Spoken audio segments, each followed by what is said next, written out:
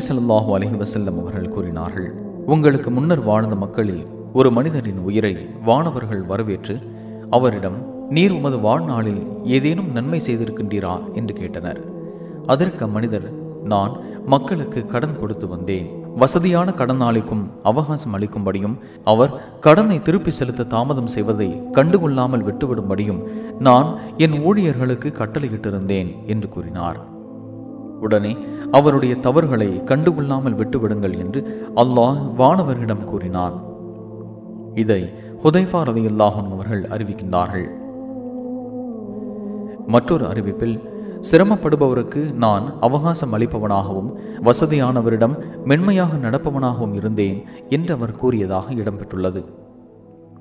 மற்றொரு அறிவிப்பில், வசதியானவருக்கு அவகாசம் வழங்கியும் சிரமப்படுபவரின் கடனை தள்ளுபடி செய்தும் வந்தேன் என்று கூறியதாக இடம்பெற்றுள்ளது.